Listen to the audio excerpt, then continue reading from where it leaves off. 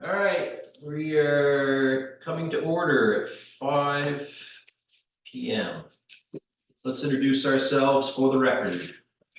Scott Morley, Select Board. Carrie Keeman, Select Board. Matt Maxwell, Town Administrator. Jeff Tangley, town bookkeeper. Dave Falconer, Animal Control Officer.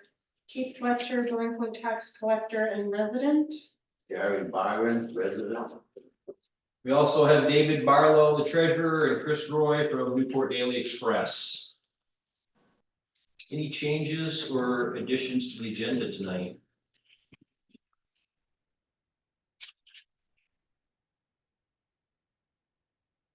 Okay. Public comment is next. I have a feeling these people coming up the stairs are gonna have some public comment, so. Sign in. Yes, please. Good, you.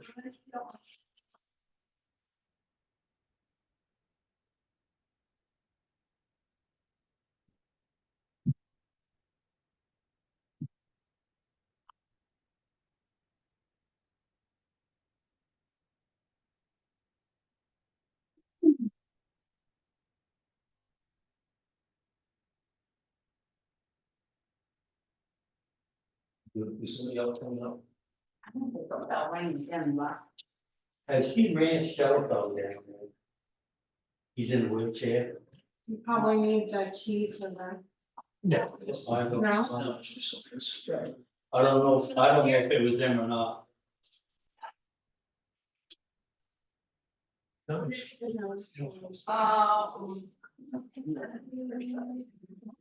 He's going around. Oh, yep.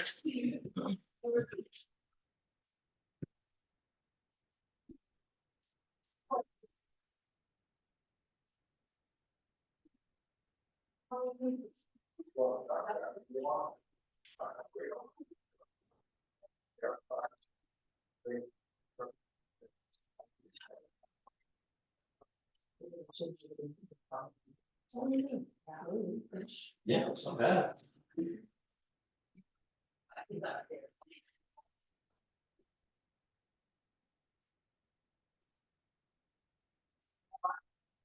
I think it's gonna be number 2. I'm gonna shut the door first. But you should see yourself coming up. No, hold it.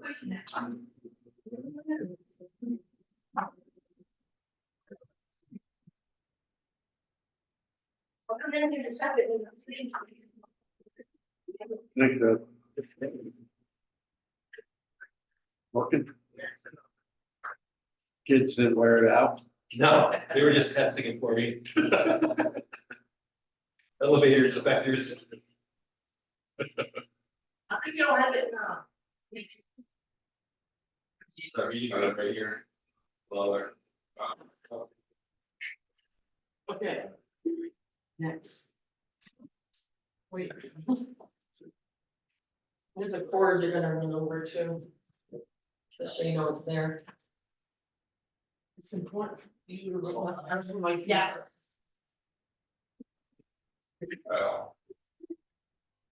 And then you put the edge, there you go.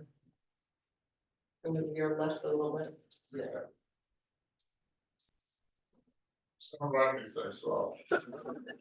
It's all Billy that talking about. Come on, you. How do we get the RPMs up, right? Yeah. There you go. Do you do wheelies? I haven't been to the mail. Yeah, I think so. There you go, we were heading right around. I know, yeah.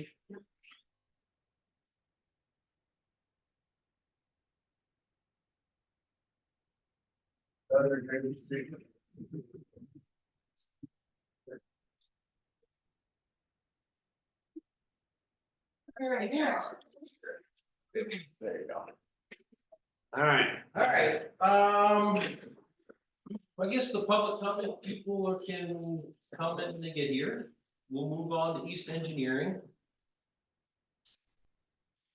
Tyler, Yeah, can you guys hear me okay? Yes. it's all yours, buddy. Perfect. Awesome. Matt and I got bids in last week, Thursday morning. Pretty surprising turnout considering, it's a bit late in the year for bidding season.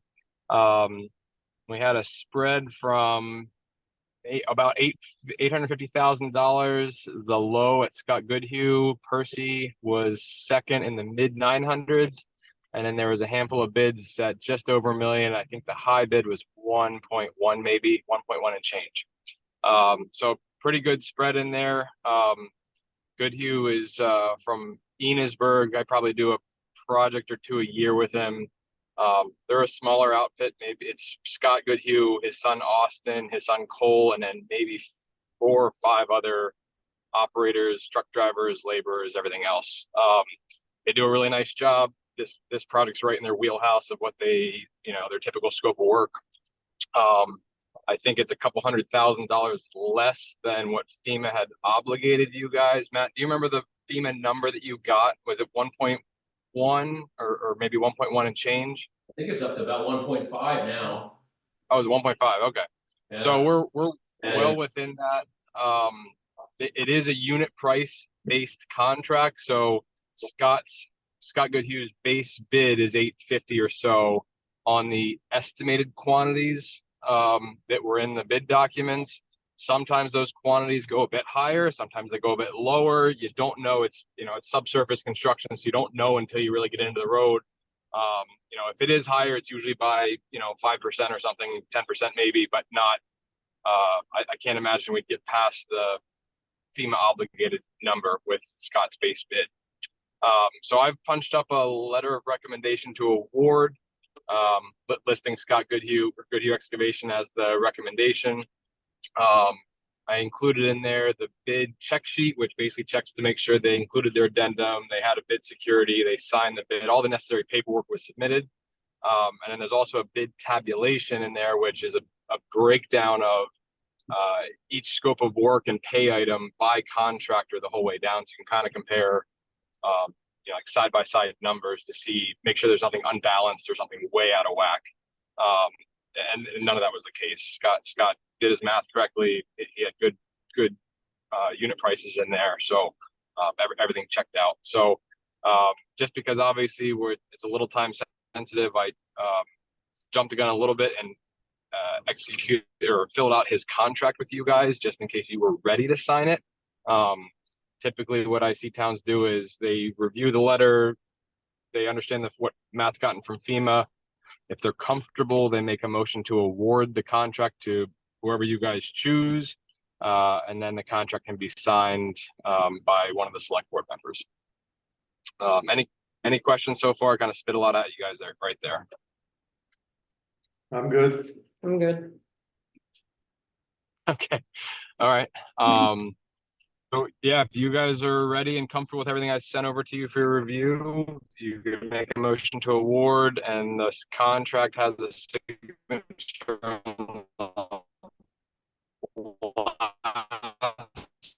Underwater. On the last page. page bottom left. Once you guys sign, I'll get it over to Scott. He'll sign the entire contract, plans, the specs, the documents, all that stuff, and he'll be under contract. He can start obtaining, materials, put it in his actual schedule, get his bonds pulled together.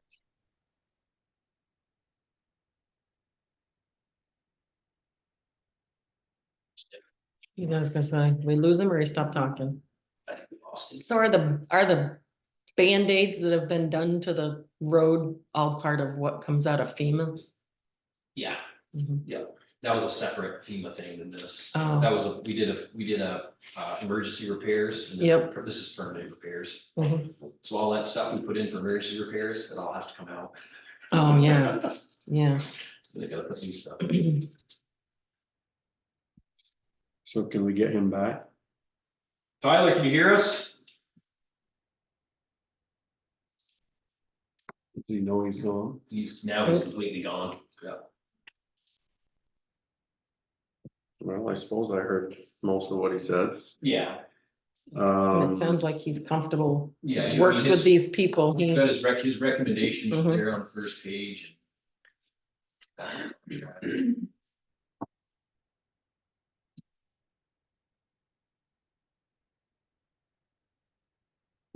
And I did see your communications with him. Do you have any feedback for us at this point, other than get going? I would accept his recommendation. I'm very impressed with his professionalism, Tyler. He's done a really good job on this. So, he's an engineer. I trust him. I would say go with those people. Mhm. Yeah, I mean, he's the expert on it. Okay, and so let's see. You I'm got looking at the 5 numbers. bids. Yeah. So we won't, as our motion, include a number. I mean, besides the bid number, Yeah. Cause he said it could go up, could go down, depending on what they find when they get in there. just say $1 million. I think maybe that's not what we'll do. When we're covered for up to, I think we'll use the number that they gave, and then if we need to adjust ourselves in the future, we can do that. You know what I mean? Mhm. That is the Come num- back to a meeting to, that is the number present.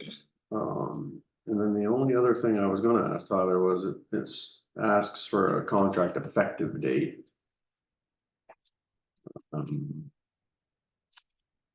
let you and Tyler deal with that. and it says base bid versus Excuse me. base bid. Right. Okay, so if you're good with it, I'm Mhm. good with it. I'll motion that we accept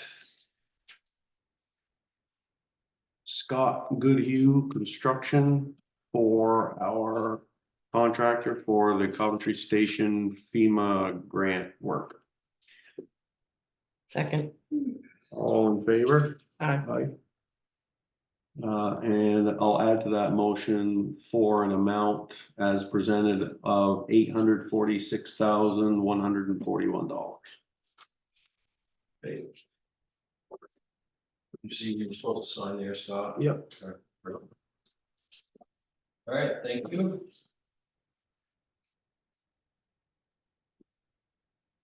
Next up, we have dog ordinance impound letters. Oh, yes, yes. Hey, Deb. Thanks, Scott. Better take it away. I think, well, we had a little discussion with Scott, so we're gonna go work together to get a process in place, get it going for this current year. We have 165 dogs who are registered. We have 55 who are delinquent. So we're gonna work on those 55 and go after the others who are not even on the list at the moment.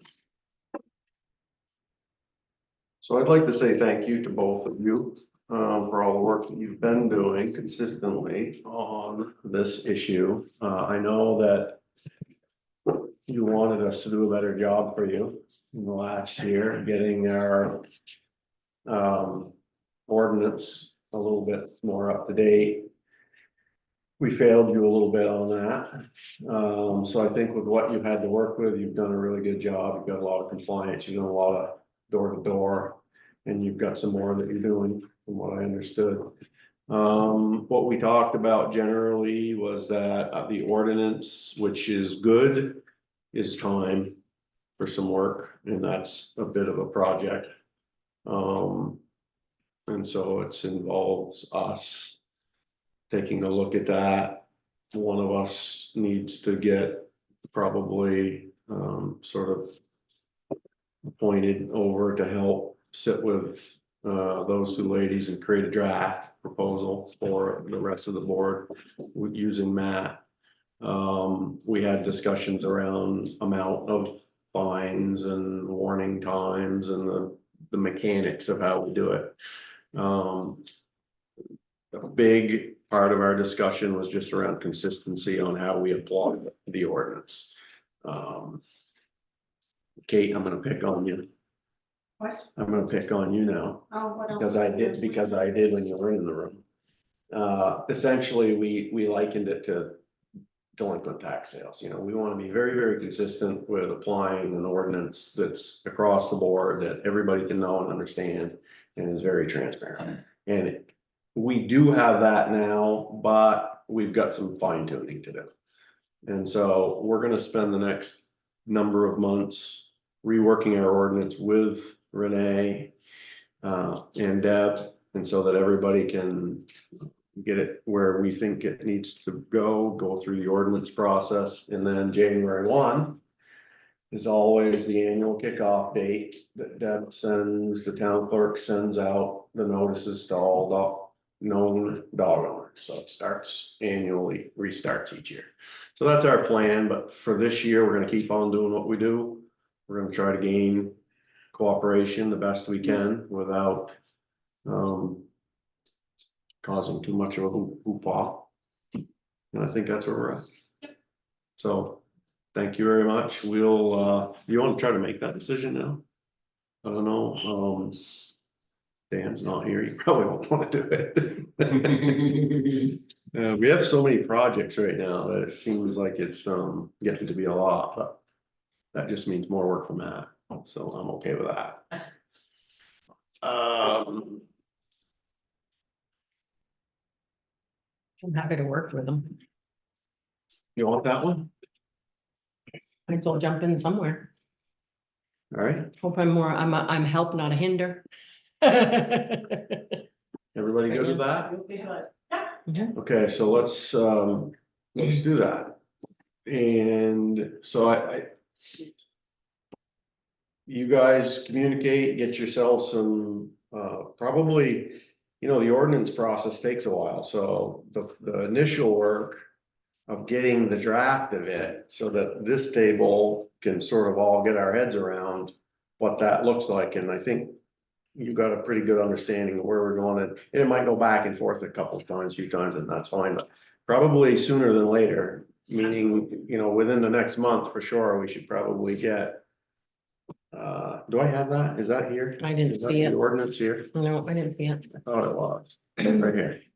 So you should have, if you don't have it, I have a special town meeting and I've got minutes. Oh, unless it's underneath. Hang on. Yep, I do. okay. So that's what we've got today. Mhm.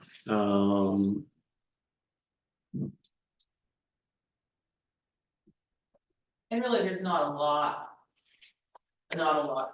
of change, just adding. Yeah, I think the frame is there. Yeah. We got some language we want to clean up, and we want to give some more specificity to trigger points. The January 1 date let's almost get a procedure component to that, folded in there, the January 1, the April 1, and then the enforcement aspects going forward. 30-day verbal notice, 30-day written notice number 1 with an amount, with those amounts. So that's sort of where we're at. So as long as you guys are good with that, I think that's a good workable plan. Thank you, Karen. Yeah. Good. Good. And use Matt. He loves it. Stop. You bet, thank you. Okay, next up, we have the fiscal year 2023 town audit, which is done. And you have it there in front of you. I read through it. No major problems. There's a few recommendations they made.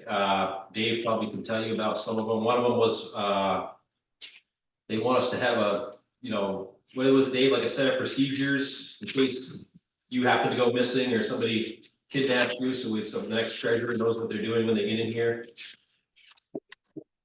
Yeah, there's that, and getting down to using one bank account. And there's some other things.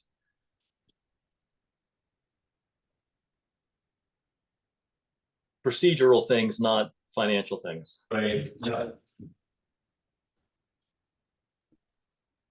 Any strong opinions from you, David, in there on things that we need to immediately get on or not get on? Well, I have the workings of a plan in my head, at least, that I'll try to put on paper to do some of the transitioning that's involved in getting down to a single bank account. And I'd like to do that somewhere in the vicinity of the change of the fiscal year. But I don't want to overload that change either. So that would be probably the most immediate thing. But getting to one bank account, what happens with your FDIC? I don't know what those numbers are up to. Well, I mean, it's a good point. There's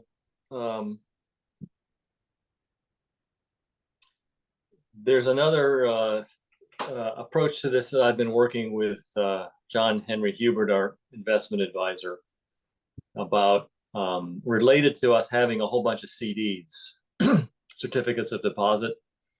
And those are now mostly have aged out and come back, but they're when they were out, they were in separate banks and then kept in our brokerage account. So they were all individually insured. Once, you know, if we're in a situation where we are normally in, which is our money's at Community National Bank, you have FDIC insurance, but they also get the rest of that, because there's always a difference, with an agreement with a large national bank that makes us first in line if CNB goes belly up, basically, is the short way to put that. It's called a line of credit, but it's a way of ensuring that we have access to our money and continue to have access if in fact CNB fails. Mhm. Would I prefer it all be FDIC? Yes. So that's why I continue to work with John Henry on a way forward on that involves our brokerage account or a separate brokerage account. In fact, at this point, it is a separate brokerage account where our remaining 2 CDs are living, and as well as some cash. Okay, thank you.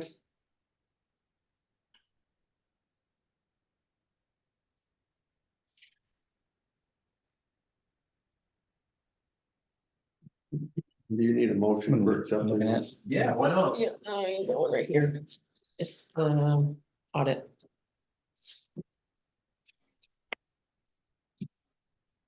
Which Matt read to keep him awake one night. I took me about a week to read that thing, and then I had to reread it because I didn't understand how.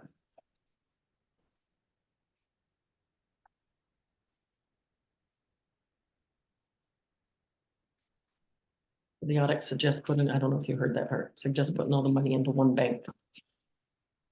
So I wondered about FDIC insurance, community bank. Folds. So Dan, you're gonna be meeting coming right up. Tomorrow, right? Is it tomorrow? So you're gonna be the expert on that one. Is David participating in that? Mhm. Perfect. So the 4 of you can all, you know, kind of talk all those things through, bring it back.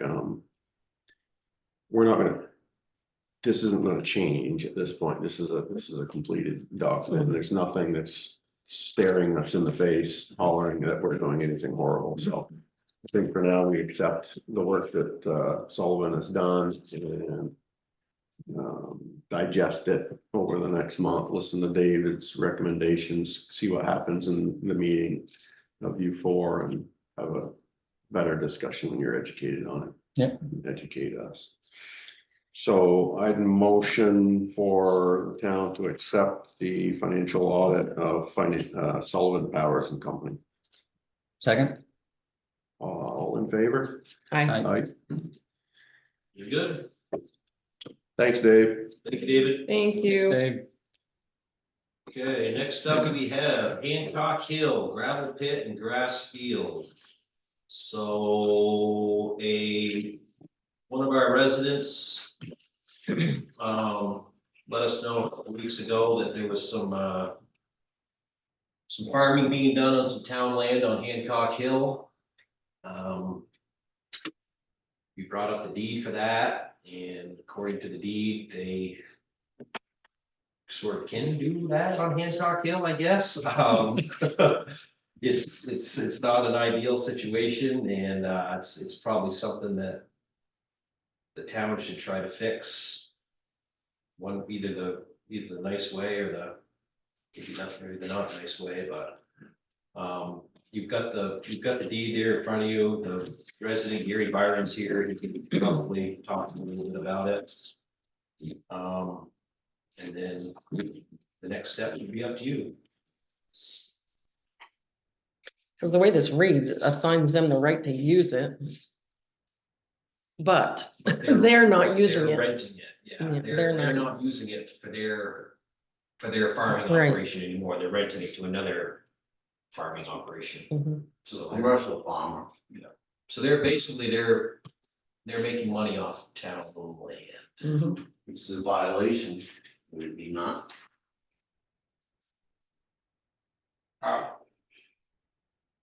I'm definitely not a lawyer, but I mean, the way I interpret it, they should be using it for themselves. I don't know. Well, I think they were for a number of years. For a number of Yeah, years. when I first moved here, I moved here 8 years ago. And before I bought my property, I asked a lot of questions. I'm organic, I'm moving non-GMO. So, when I bought my property, I asked who owned all the fields around me, so I don't want no spraying. Pesticides or anything like that. If that was gonna be the case, I wouldn't have bought the property. And then I'm having issues with Lawson coming down, driving like an asshole. All his workers, sorry for the French, but all his workers, and I confronted Bob. Bob stopped in front of my property, introduced himself to me, and I talked with him, and I had words with him, and I talked to him about his workers driving the way they're driving on Hancock Hill. I didn't appreciate it. I talked to them. Boys will be boys is what I was told. And it escalated and escalated and escalated. And look what happened a couple days ago, or a week ago. One of his trucks went off the road into the wetlands, off of Hancock Hill. What I don't understand is if he's doing the farming on top of the hill, why did, my original complaint was, why does he have to come down to the lower half? He still has access to the top half and everything, with all his big heavy equipment and everything. Those roads ain't made for commercial farming, but for the really big commercial tractors. So let's not drift off the topic too far. I hear you. I respect what you've told us. I really appreciate you bringing it to our attention because I wasn't even. I didn't know that any of us were aware. Not to cut you off, but I just wanted to give you history. And that's why I veered off it a little bit. Good. So, I was there for farming it when I first moved in here, never had an issue. Last year, Andy, I think it's that farmer's name, he was an organic farmer, never had an issue. No growth, no busy, he sprayed the field, I didn't care, you know? And then all of a sudden I see this year, Boston coming in, heavy spraying all his chemicals and stuff, which contaminated, killed beautiful hay. It was beautiful freaking hay, man. For 8 years, that's been hay, not cornfield. And now it's gonna be a cornfield, he's gonna spray pesticides, and those pesticides are gonna come onto my property. I don't appreciate that. I'm trying to be organic and everything, I'm trying to stay away from it, you know, and before, like I said, I bought property, I was told that the town owned this field and everything. And then when I seen Austin coming in and doing what he was doing, I came to the town, I was pissed off, to use my French. And then I talked to her, we talked to David. Yeah, I was bold, I was pissed. Well, you've got it on our table and that is appreciated. Like I said, I don't think I wasn't aware of it. I don't think any of us No, were aware of the issues. Well, he seeded it, and is there any way that we can stop him from spraying? So I think. So what I've done here, guys, is I got a call from Gary. Yep. From Gary the other day, and I went up and visited with Gary and looked at the town's property with Gary, and then We had a good chat, and then I took the liberty and went up and I spoke with Joyce Osphiric. I hope I said that right. Observe. Had a very, very nice conversation. She was very helpful, very pleasant. I don't expect that to change. The issue now is, what do we do or what do we not do? What can we do and what can't we do? And what do we want to do? Or what do we not want to do? So looking at the warranty deed for the property that the town purchased from the Osphirics, I don't know, when was it, 15 or so years ago. The deed does have these accepting and reserving clauses. There's two of them. One is for right of way for the town to the property from one end, and one is for specifically, this is what it says, accepting and reserving to the grantors and their heirs and assigns the right to use the within conveyed lands and premises for the agricultural purposes, provided that such use does not interfere with grantees, the town, use of the premises for the extraction, storage, and hauling of sand, gravel, and other earth products. So I kind of am where you're at, Carrie. My interpretation of that means that the Osphirics could use Mhm. that land while they were farming, but it was a very poorly drafted deed, in my opinion. And so I think we're at that legal spot where I think I'm going to reach out to the town's attorney, current town's attorney, and let him read this and have a conversation with him, probably tomorrow, about what his thoughts and feelings, legally speaking, are. And then I think we need to speak about what do we think should happen or not happen. And maybe we should get legal interpretation first. Mhm. So that we don't get in front of our skis and make people mad for no reason. Some things we can have an impact on, and some things we can't. So I think that's what we do, I think that's a great Mhm. great plan. yeah. So I'm hearing you're suggesting the same thing I am. Yeah, it's definitely The way an you're attorney, reading it. because I'm gonna interpret it different than, Yeah. they're gonna interpret it, say, oh, no, we're using it. Right, right, But they're not. yeah. I suspect that the spirit of that was to allow them to use that because they were farming. Yeah. But they're no longer farming, and as Matt indicates, they're now renting our land to others. So I think we have to resolve that, and then we can maybe know then, Gary, what steps we can or can't take, legally speaking. And I'm gonna get on it tomorrow. Mhm. Or maybe even after the meeting. But I didn't hear anything when you said that, there's no identity issue, because, natural versus, unnatural, using the fertilizer he wants to use. Don't that have to be addressed? If he's gonna grind no losses, a big man game, owns all the property and this stuff, but I'm just saying. I didn't hear it, there's no real clause that says, no artificial whatever on here, but it has to be all natural. Maybe that needs to be addressed. Okay, Mhm. all right. So I think that's where we got tonight. Gary, again, I know it's a slow process. We talked about it the other day. This is the process that I had to go through. This is the board. It's not something I can do by myself. It's a select board. I understand. And so the select board now has knowledge of the event, of the issues, and are allowing me to reach out to the attorney, getting some quick information. If we have to have a special meeting, I'll call them. If we have legal issues that we need to step in on, we'll do that. If not, then we'll communicate it through the next meeting. All right, thank you very much. Thank you. Thanks, Scott. It's Gary. Okay, next up, we have village PO boxes. A number of our residents that live here and around the village, some of them are here tonight, got a letter from the post office saying that if they wanted to keep their post office boxes over across the street, they were gonna have to start paying for them because they now have a carrier for wherever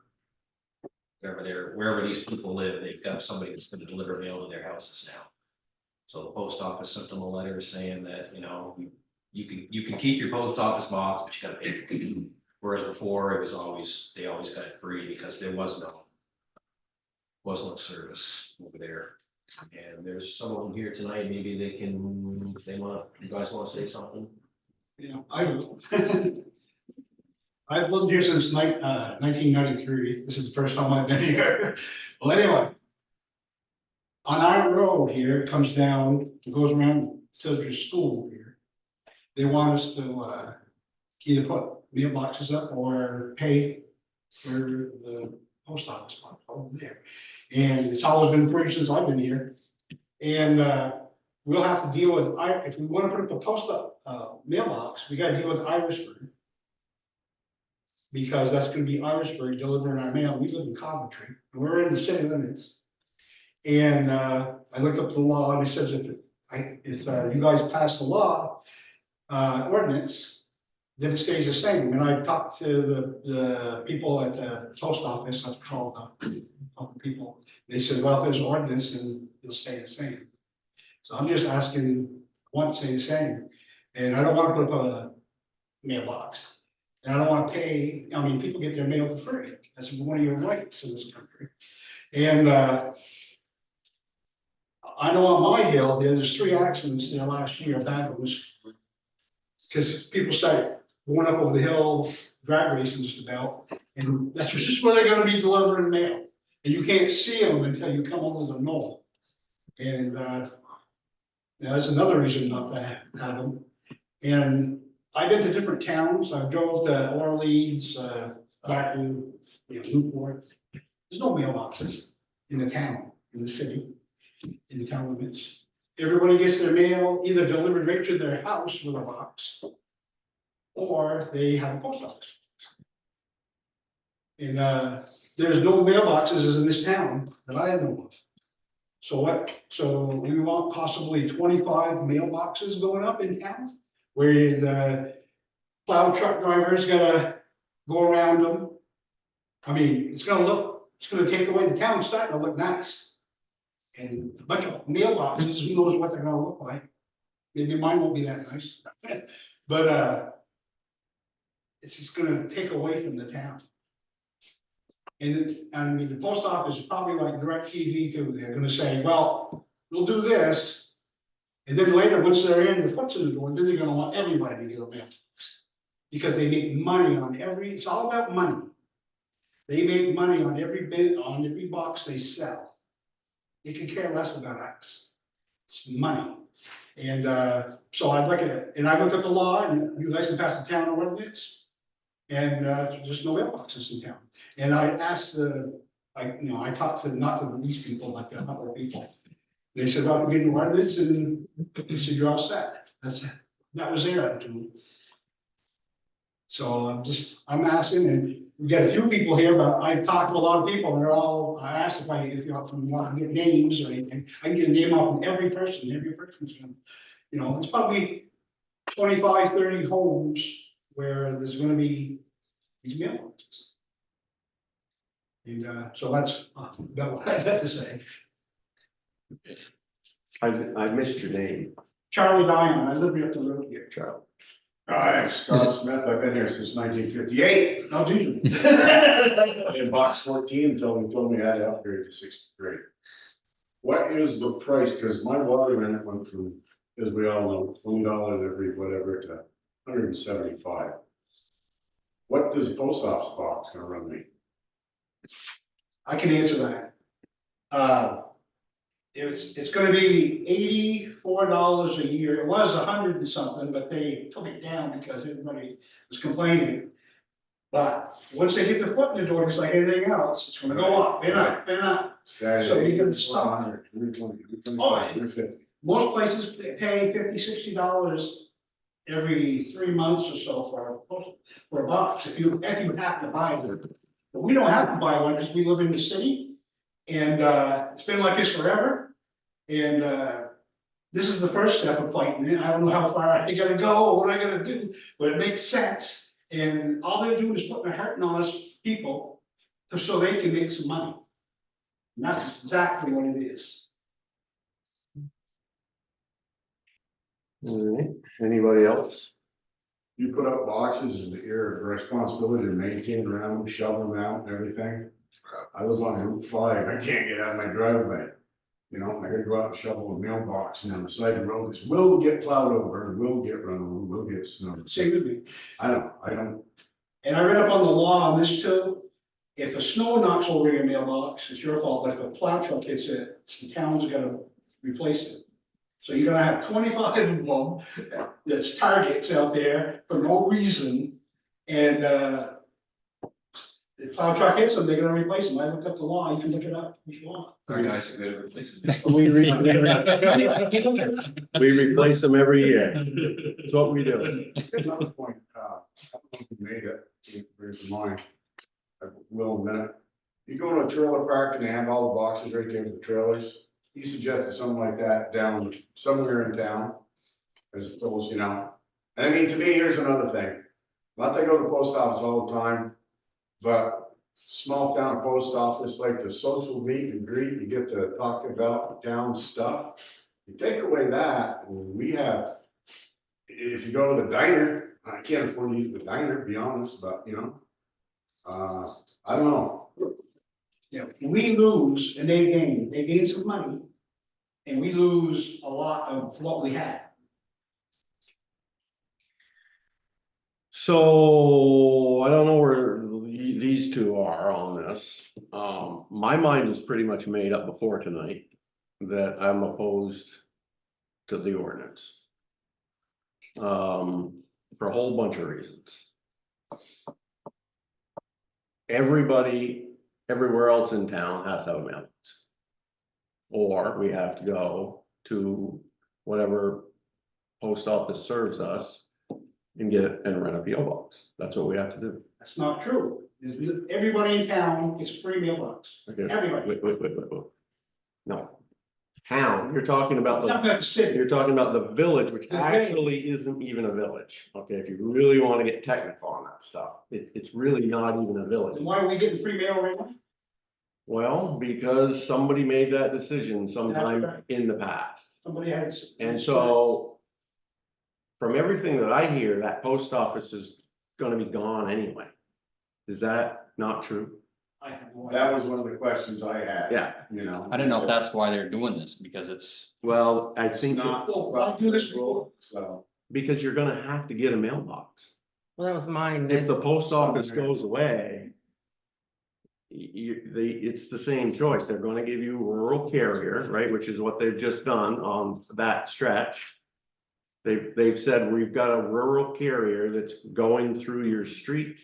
So you were giving you the option to get the mailbox, or you can keep this box now, but you're gonna have to pay for it like everybody else does. Like I have to, and these two have to, and Matt has to, and everybody else. You don't, you live on the outside of town, outside of the. I mean, there's a reason why they give it to us Village. free this whole time. Village. It's been forever to give us it free. They don't do that unless you live within the limits of the town. You live on Village. the outside of town. Village. It's a different thing, village. Village. I had a mailbox here for years and I'm not in town, in the village. Right, there's quite a few people are that way.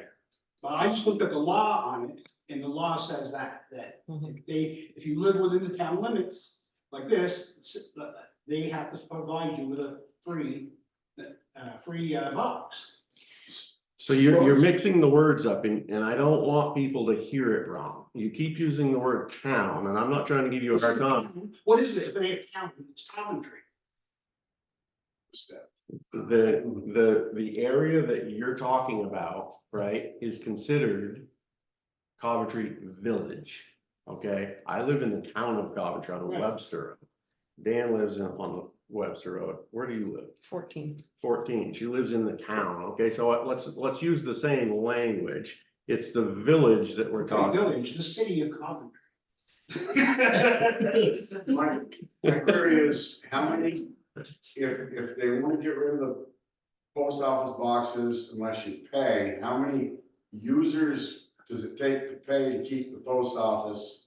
Like, if I want to pay my $83 a year and save my box, I can do that, right? Right. It is an option. Right.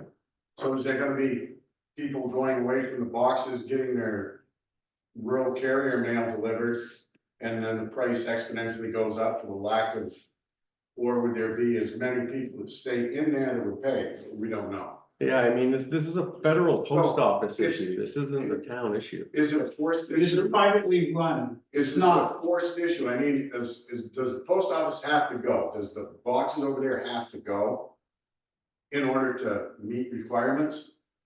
Right, everybody's gotta put up a box, let's say, it doesn't matter, all of a sudden, and you don't have a post office, that means I can't pay my $83 and I can't get my mail there, I gotta put up a box up above. Right.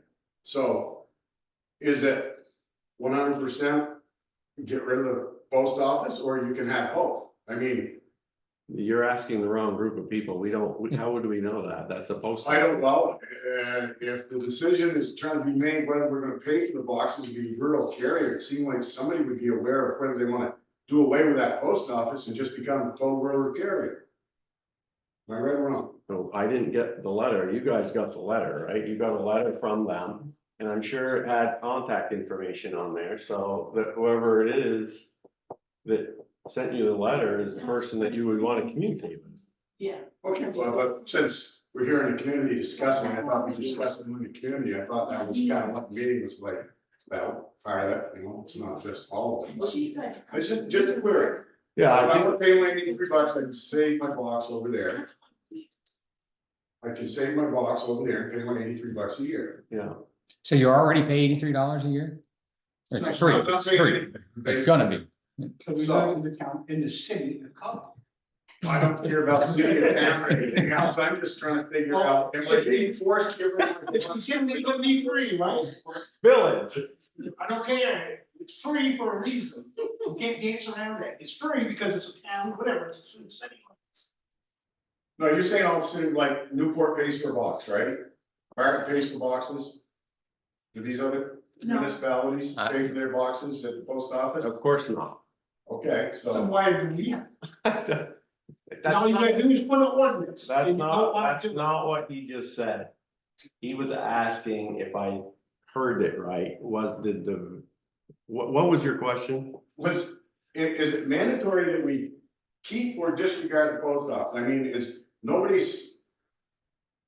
I'm given an option, if I wanna keep my mailbox, I can, I pay my $80. Right. If I don't, I put up a mailbox, and the guy from Irisburg delivers my mail. Right. So, That's the choice. right. Well, I'm gonna look into it further, and I'm gonna find some laws and then we'll go into it. I don't like you just said, so nobody else has to pay for you.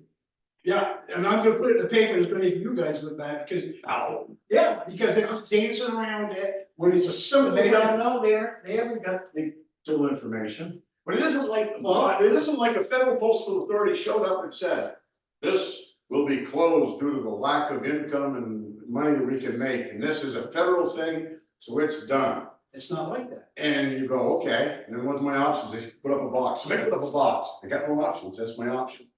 But the option is I can put up a box and pay $80 to keep my box, that's all I wanted to know. Okay. But like he said, they start at $80 and then you're 100, and then you're 100. Oh, it's gonna go up, it's going up. But it's irrelevant, then you go stick up a box, right? It wouldn't really matter. I was just curious if the post office was being closed. I think it's up to the post office, right? Whether they want to keep the Right, building. that's, well, that's what I was thinking, and so.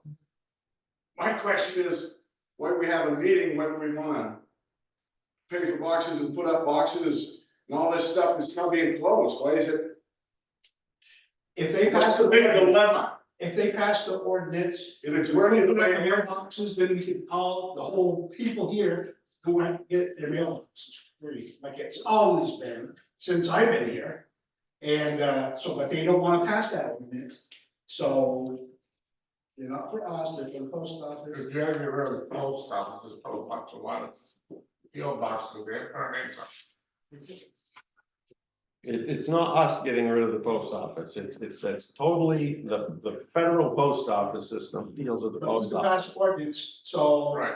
That, so we don't have to put up mailboxes in this town and have 25 mailboxes lined up around here, slabs at them, and it looks terrible. So I personally, not speaking for these two, I personally am never interested in treating people differently.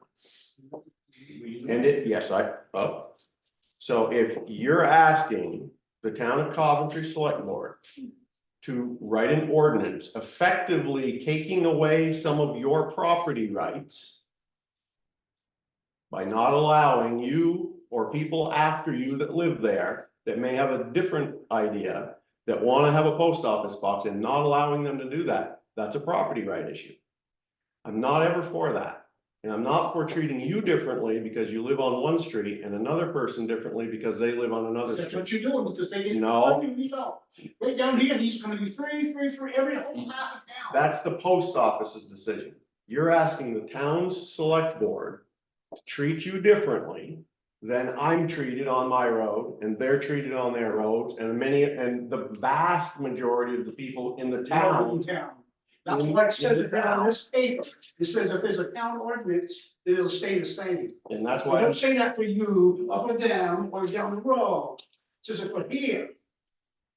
You ain't gonna sweet talking me out of it. I'm not trying to, but I'm also telling you that I'm gonna vote no. Definition of town chair, I mean, saying that we don't. Well, it's just right here. All you gotta do is pass the ordinance, and it'll say the same it's always been for 50 years. Charlie. Stop being mad for a minute. It's Just, hard when I'm looking at you.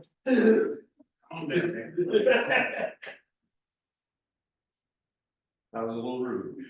Nah, I don't care. I'm not here for being polite. I guess we're done. Fine. But don't be surprised, there's gonna be some retaliation at this. It's my understanding from probably a meeting last summer, I don't recall when it was, that they're looking for a different place for the post office, because That's what I they're wanted. talking about closing. And, well, if they do, and there's an ordinance that says no mailboxes, you're gonna have to go to Irisburg or Newport to get your mail. Reverse it. If there's no, all you gotta do is reverse it. It ain't it's set in stone, but if they belly up here, yeah, sure, go back to what we have to do, what we gotta do. But we can have it, everything where everybody had it just the way it was for 50 years. But no, we gotta have it how. Well, my question is, Query, do the people that own the building, the post office is in, are they in a contract right now, and it says that, is there a time limit on the post office being in their building, or can they say we don't want the post office in our building anymore? Do you folks have any clue on that stuff? Deb, no, Because maybe, like, I think it was Jim Covey, so maybe the people want their home back, you know what I mean? Yeah, they have a lease over there, post offices. it's a lease. Yeah. Yeah, I don't know how long it is. Right. If you go- That'd be a very contract, right. If it wouldn't belly up, I wouldn't care. So what's going on? I had no clue, but I, you know. Okay, Is the AC back on? Yep, you ready? I'm ready. Okay. Next up, we have ARPA funds, specifically Coventry Fire District. So there is a warrant in your folder to pay the remaining balance that was obligated to the Coventry Fire District way back when the ARPA funds first came out. And the fire district is now asking for the rest of that money. So that's all that is. That's We do what, that. that's the basics of it. So yeah, I have to do, so I can just throw a question up you guys. Shoot. Aware of this guy, maybe? Yep. What's the situation with the chloride on the roads? I saw John doing it today. What do you mean? When are we gonna chloride? Up through Coventry there's dirt that's in our windows, a garage, I mean. Did they start today? I saw John. They make John was limited hard hazardous. today, so. I like to go outside, I like to enjoy it a little bit, it's nice, when dirt comes in everywhere. I mean, What road are you on? 113 Coventry, right, it's like my address. Okay, we'll get it. Yes. So, the town, I believe, we just started chloriding for the year, and we'll reach out to the foreman tonight or in the morning and ask him to get your road. It was a sprinter, it was like horrendous. Yeah. I mean, right now, you can't put windows. Yeah. I mean, I'm so sure you do now, I don't want to be like, maybe. No, Mhm. we'll get it. Yeah, Appreciate it. yeah, no problem. All right, we gotta go, so. Okay. We gotta move then. Bye, guys. Moving the table, is that what you do? Nope, just your chair. Just I'll pull the talk, chair I'll away. talk to you.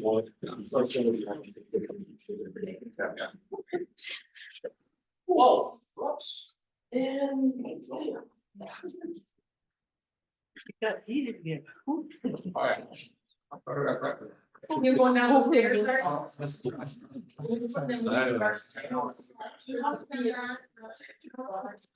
What's that? No, I don't. I don't know, it's one of why, I don't know, what, it was the first one. There you go.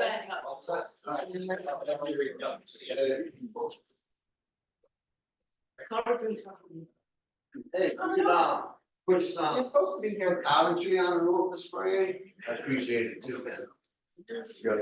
Thank you. Yep, Bye, Gary. thank you, Gary. Here. Sir, is it possible for me to make a statement while we're on this topic? So I had an issue. Where'd Deb go? Down to open up the, She went downstairs for. The elevator. Do you need to wait to make mine? We- You'd like me to wait? Well, I would like Deb to be part of that. Where is that? It's by itself in there, I think, Scott. It's on a thing by itself. Right, yeah, is that fire district warrant on by itself? Or is No, I think it was in this big It's one. on there, This is a big one? we had two. Okay. that's a tax payment. It's with the culvert, she said. To the culvert. Should be R 24-10.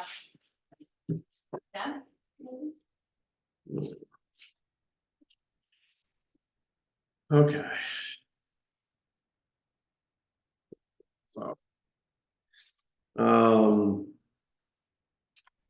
So Deb, I asked Matt, once I saw this the other day come through for payment. To put it on as a standalone today, just so that we could discuss it away from the warrants. And the reason for that is a few. The reason essentially is, well, it's a lot of money. So I think we ought to all work back through the issues here. So the town gifted $35,000 to the fire district for water meters.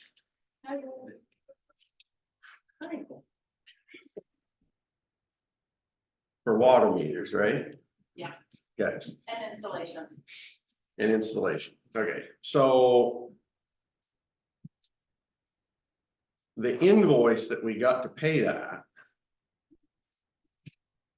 Doesn't give a lot of description.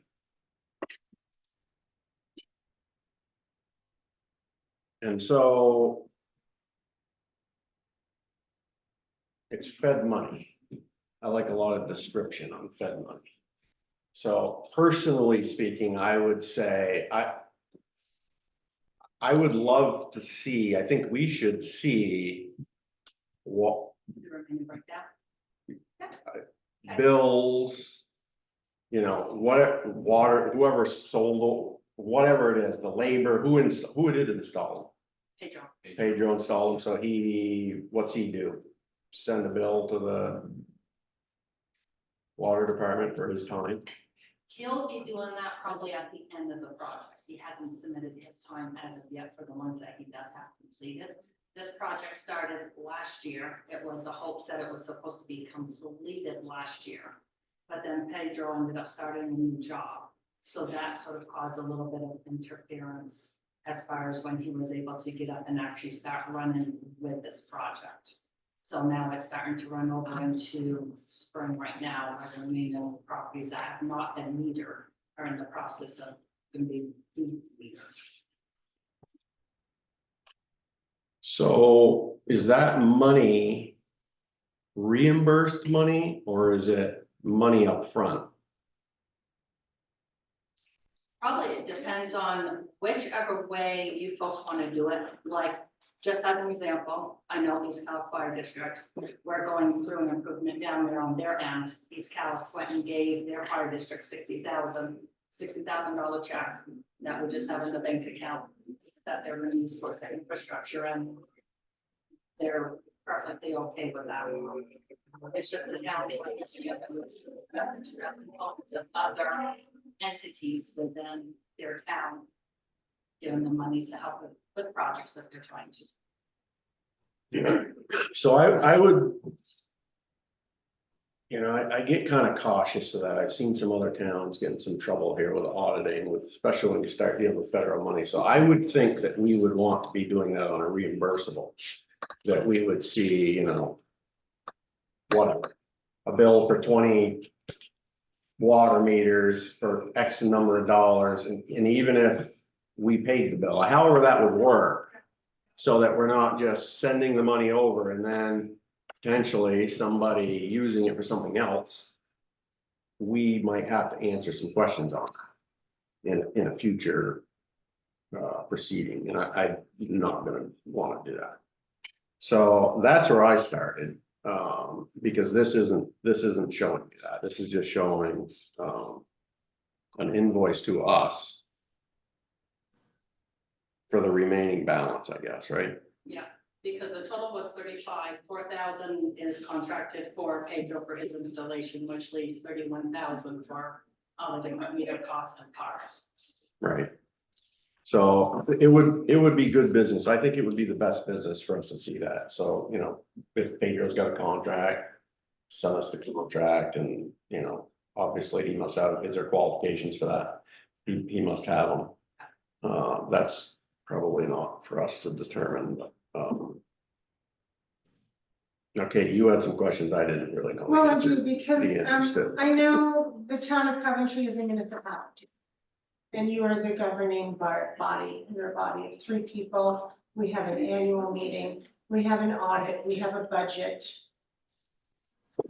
Coventry Fire District is its own municipality. Right. It is a body of 1. There has been no annual meeting in close to 4 years, if not 4 years. As a member, and I'm speaking now as a member of the fire district and a resident of the municipality of Coventry. There's something very wrong with a municipality where it is run by 1 person. There's no active membership where there are meetings and input. I don't know when the last warned meeting of the Coventry Fire District was. When We was can't have a one meeting, because there's only 1 individual on the board. Right. There's been no active measures to run the Coventry Fire District in a legal fashion. When you're accepting federal funds, and $1.2 million was accepted by the Coventry Fire District, that there's still, in my mind, many, many questions. I implore the select board to look into this when you're being billed for this amount of money. And not just, as you're saying, look into this with more detail. There are some major concerns here. And I say this as a member of the water district and as a resident of Coventry. Mr. Dion brought up the idea of a village of Coventry and a district of Coventry. And I would question that as well, as to what are the limits of the fire district. Because I would like to not be in the fire district, which is not for the select board to decide. But if we're talking about a village, where are those bounds? So these are all major concerns that I have, and I think the select board should be concerned about it as well.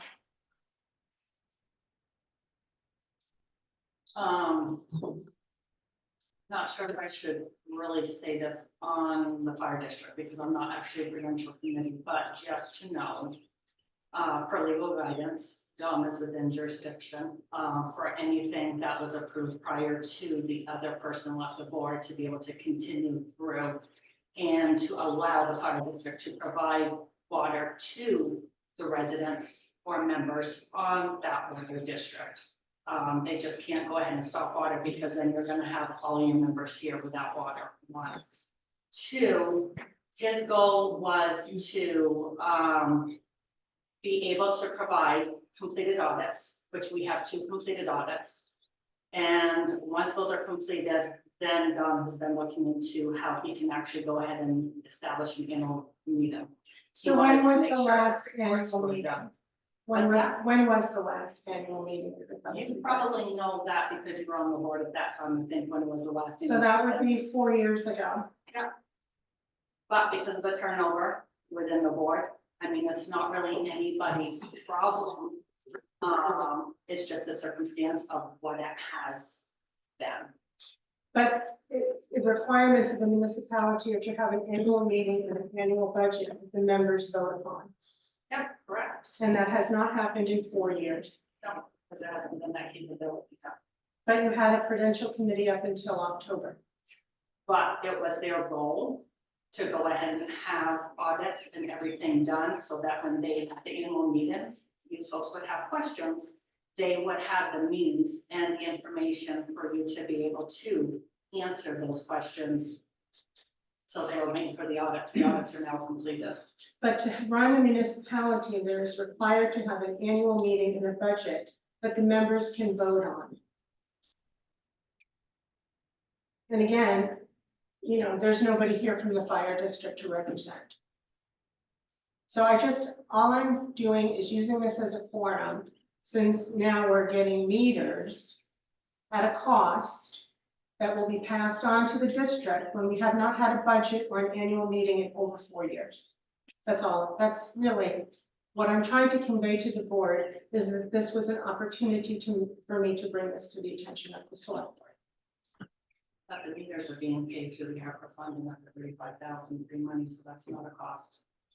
And in reality, the meters, for some of you who are using less water than the standard billing that's being billed right now, you should actually see your cost of your water going down, because the meters is going to be based on your water usage. Part of that, you've got fixed costs and you have variable costs.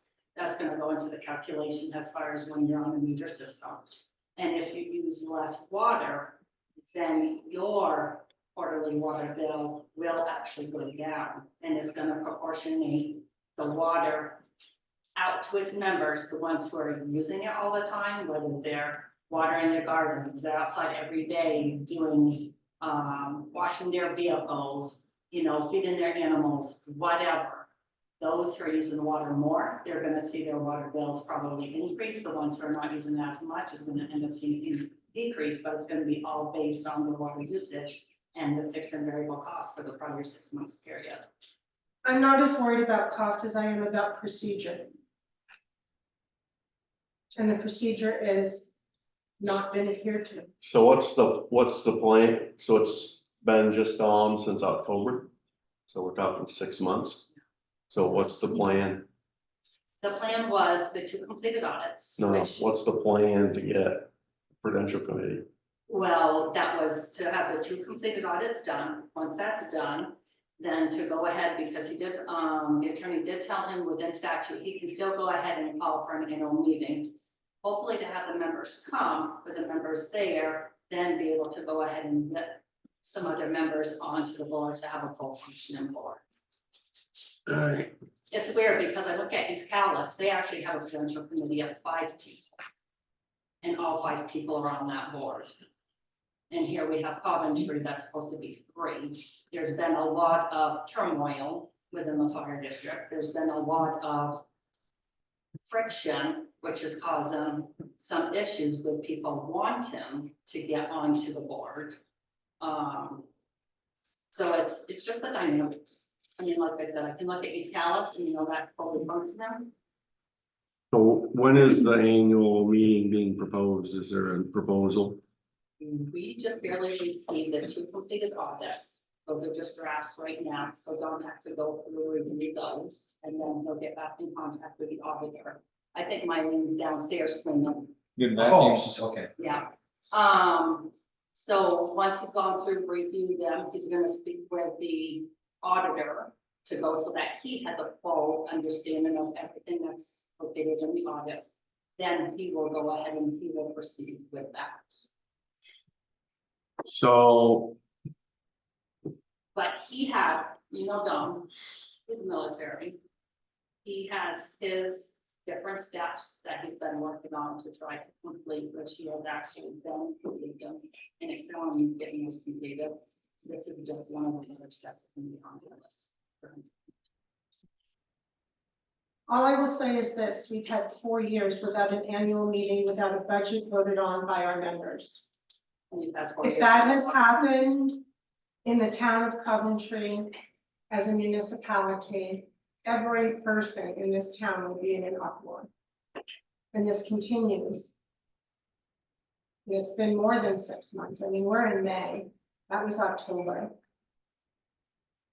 And prior to that, even with a prudential committee of 2, there was no annual meeting, there was no budget.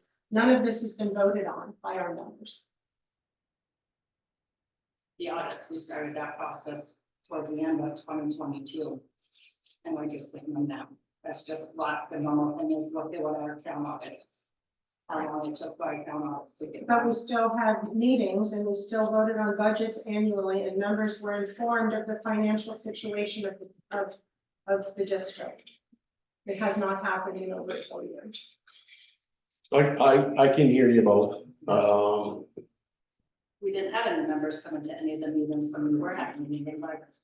You still have to abide by statute. I think that if my memory serves me, I believe the select board can appoint those prudential committee members. It actually does appoint outside of an annual meeting. So we will.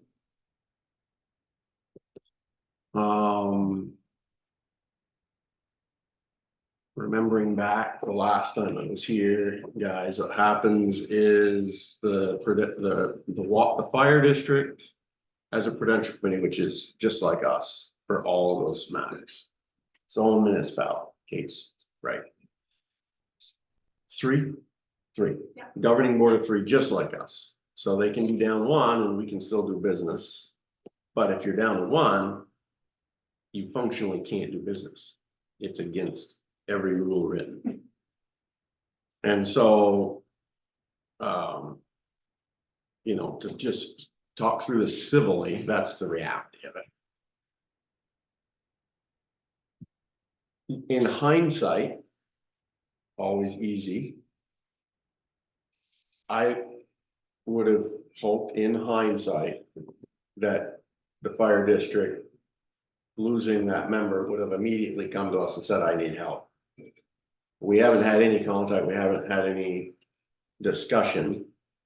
I suppose one could say it's as much up to us to keep our eye on the ball, but that's really not true either. But we certainly should be helpful. With that said, if memory serves, when there's a vacancy on the prudential committee, it is the select board's authority that replaces that person until their next annual meeting. Yep. So that's why I was just asking, when's your next annual meeting? You don't have one. So we'll appoint people. But it will be coming up.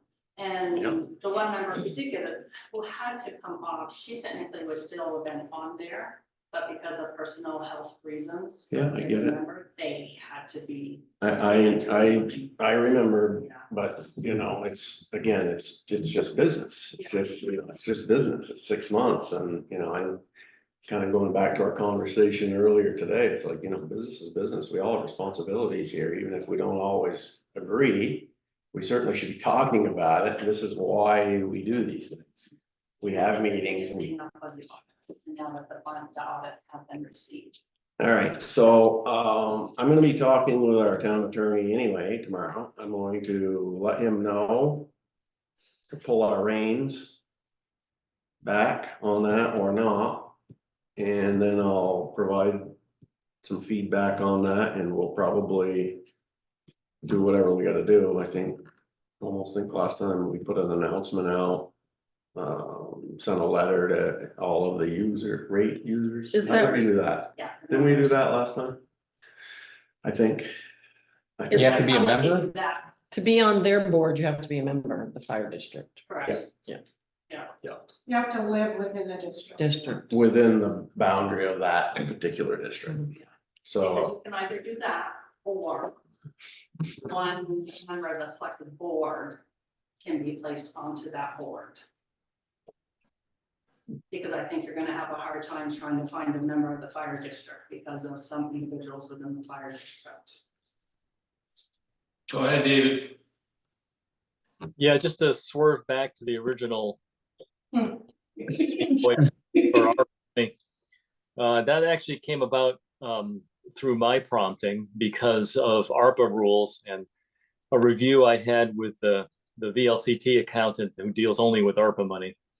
And that the general advice under the ARPA rules is that if the money is obligated, in this case, meaning it's contracted, that it should be dispersed to the agency with the contract.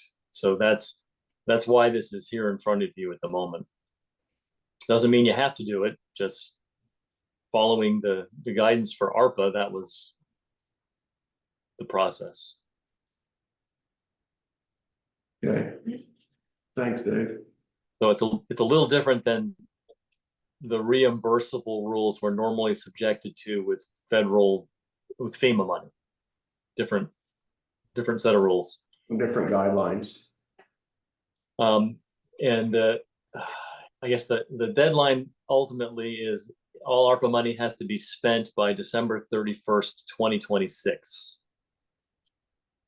Sounds like a long ways away, but it's not really that far. So. All right. So, go ahead. I'm done. So,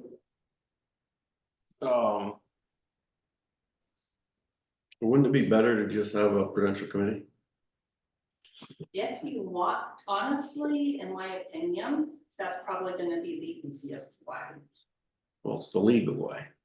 Well, it's gonna be, no, but it's gonna be the easiest way as far as trying to find another member to be able to come on. What do you mean? I lost you there.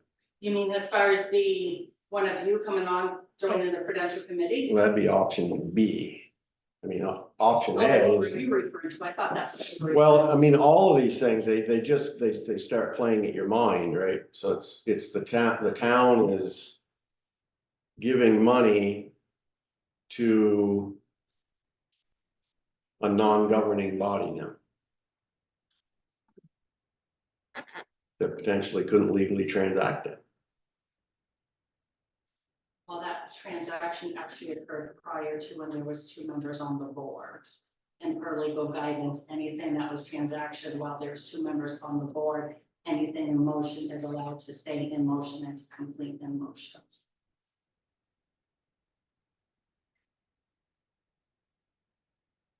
Mm-hmm. Okay, Dom has looked at this in many different ways. I'm sure he's pulling his hair out, but he's not here, so it's, Yeah. you know, but, you know, I would say, you know, why hasn't he been here asking for help then?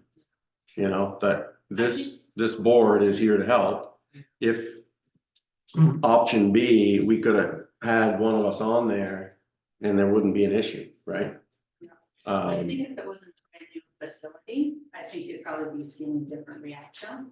But because it's a brand new facility, it's basically running on its own. There aren't any major issues that some of my other water districts are going through right now, whether it's water pipes, leak investigations, they need to drill a new well, you know, whatever in that nature. You're already all set. There isn't any big issues as far as either water to all its members. all your members have been given water consistently, routinely.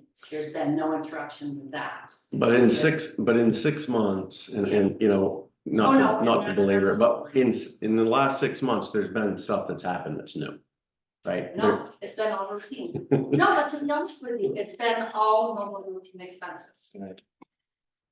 If we had to go drill a new well, yes, that would be routine. And then Don would say, I can't do that because it didn't follow through to meet the items that were already established back when I had the board. So what Kate's trying to say, so that we're not just defensive about it, right, what is, We need an annual meter. yeah, is that there's no legal budget, right? That's true. There's no planned annual meeting, and that's true. There's only one prudential committee member, and that's true. So it's hard to make that connection of nothing new has happened in 6 months from what? From a budget that wasn't really created budget in the first place. So it's a very difficult spot to stand. And I wouldn't suggest anybody stand there too long. I would probably be reaching out to the select board and asking us or begging us to help. And we're gonna probably, with or without the request, because I think we need to, in order to safeguard Coventry residents. Schools. So, I'll ask Brian what his thoughts and opinions on that might be. I'll educate him the best I can, sort of, you know, independently thinking about what I just said. I don't think I said anything wrong. It sounds like we just need more people. Yeah. To make a board, to make a Yeah. full. Which is almost exactly. Is that the start? I mean, Normally, when you see here, you love a select board meeting, how many people are usually here in this audience? Maybe 1 or 2, that's it. It's the exact same thing, even when they were operating, when they did have a full board, back when Kate was on the board, or when she came off and then Maria came on. The meetings were still being posted. You didn't have any members who were coming to the meetings. You had no members who was, you know, discussing as far as, you know, from the budget, your rates are increasing, you know, this, year that. We had no members who were coming. They weren't Asking informed questions. properly. And as Scott Smith said earlier, he's watched his rates go up to now $175 a quarter. So that's because they were 99. But And they had an I'm not, increase again, for I'm not, years. I'm talking about procedure, and I'm talking about statute. I'm talking about having warned meetings because that's required by statute. Marie's been off the board for not 6 months, but 9 months. I don't want to beat a dead horse here, but there's been no annual meeting for over 4 years. No budget voted on for over 4 years. That does not follow Vermont statute. All right. That's all I'm gonna say. We're gonna get that in compliance one way or the other. So I'll make that reach out. You guys good with that? Yeah. Makes sense. And Yeah. before we do anything, we'll have that discussion or. Can we get a list of the members? Okay. Thank you both. Thank you. The next- Sorry, I know it's a little bit touchy. What's not tonight? Dry hydrant updates. Phil was here last meeting. He couldn't be here tonight. He's not feeling good. He's got this grant agreement you guys to sign, which you all received earlier this week or last week. Changed the thing. It says now, it says town of Coventry. That's gonna help him and Pedro do the repairs that you told him to do to the dry hydrants. Yeah, you guys remember this one? Mhm. Yeah. So he gave us his list, is the list there of the dry hydrants and I don't know the if that's all, needed that's just, repairs. that's just the contract. And he got a contract. Yeah, They're from Barry, right? yeah. That do that work. So in the time between now and potentially us getting a contract with our fire departments to Mhm. do this work, we've got a lot of emergency work that we need to do for the safety of the place. Yep. So that's gonna fill that void for us for now. I don't remember how much it is. Yeah, we had told them up to a certain You told dollar him amount. $3,000. It's not that much. It's not that much. 1890. And that's gonna satisfy all those needed repairs. Yeah. Emergent stuff, Correct. so that gets us to there. And then Can I just see the language on that, Dan, before we sign it? Did you see this already, Karen? Did you read that? I read through it some, it's contract.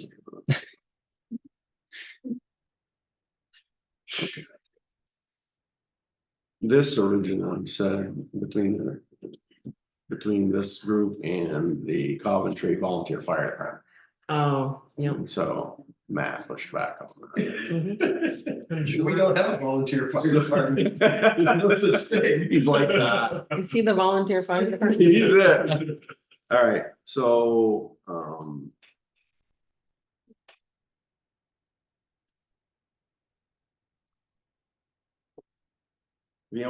so we'll do this. The only thing that, is good education for everybody is Phil had asked us, because he wanted to get this done quick, if he could just go ahead and do it, and I said, no. Select board has to, because it's a contract for the town. So nobody does that other than the select board or its designee, which will be Matt in all cases that we want him to be. So that's just something we should always be doing, right? Bringing all those contracts back to this board so we can really understand what we're getting into or not getting into and selling hay and all that stuff. You wear a lot of hats. Sure do. So I'll make a motion to accept the grant agreement with Vermont Association of Conservation Districts for needed repairs of the dry hydrants. Where's the amount? On the front page. Budget, For $1,890. second. All in favor? Right. There, Matt, you can sign that for us. Very good. That gets us to the next stop. Yep. Okay, summer paving projects. Railroad update. I got a meeting on May 30th at the site with all the railroad people and our paving contractor. So I think we're good. Everybody at the same time, same Everybody at the place, same time, the same place, at this location. at the location. And Was there then- 2 crossings? Yeah, House and River. Okay. And you're gonna take Nathan with you, hopefully. I'm gonna take Nathan and one of you if you wanna go. I don't have an interest. If not, if none of you wanna go, then I'll go by. You know the deal. We want 25, we wanna get past the railroad tracks, just like originally discussed. So we It's like don't, we paid for it. it's like we paid for it. I didn't realize they took the rails out and everything It's to a big, do all it's a that. big deal. Mhm.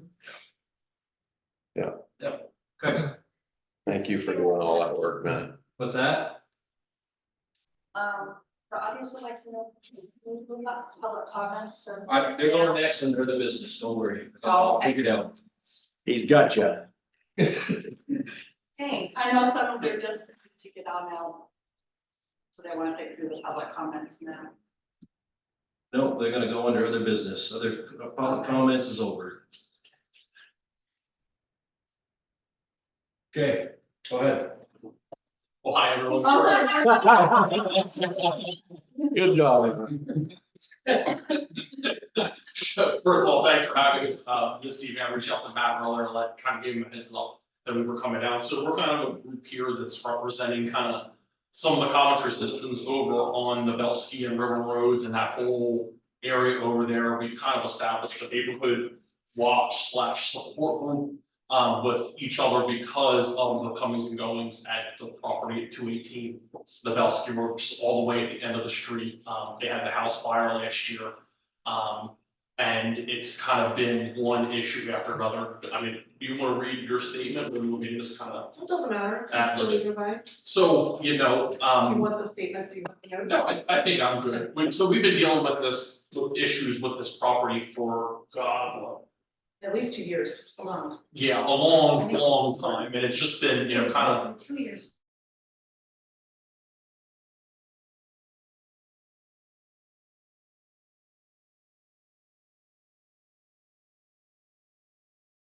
shattered. There's like no domestic tranquility whatsoever in our neighborhood because of the fact, of the traffic in the neighborhood. We've been told by numerous, police agencies that there's, drug activity. It's very clear what's going on. Cars all hours of the night, up and down, back and forth, revving engines. This spring, they were, waiting at the bottom of our road and it completely rutted out and destroyed, like our road almost became impassable. In the spring, it's never been like that, just because of the amount of traffic that's, going up and back and forth to that property. We've had numerous issues with the previous tenant and then the people that are living there now with noise in the night, with whether it's dogs being left out, chained up with nobody home, 2, 3 o'clock in the morning, 4 o'clock in the morning. The latest thing is I witnessed what I believe was a robbery at the property about 3, 4 weeks ago. Throwing that into the police, they came and investigated. And right after that, they installed a generator at the house and it runs almost 24/7 through the night. It's like their property backs right up against ours and it sounds like a lawnmower running all night long. So you can imagine how disruptive that is to sleep and just a peaceful enjoyment of your land. We had all reached out to, the county sheriff's office and the state police, kind of numerous times. County sheriff, kind of initiated some extra patrols in our area. They had been sitting on some of the kind of points on River Road where we knew that the drug activity was occurring. We kind of all believe that they're using the property at 218 Nabelski as a base and then kind of branching out from there. County sheriff was coming up into our street and kind of going to the end of the road, sitting there for a while. When that was happening, we were seeing a decrease in the amount of traffic that, was going up there.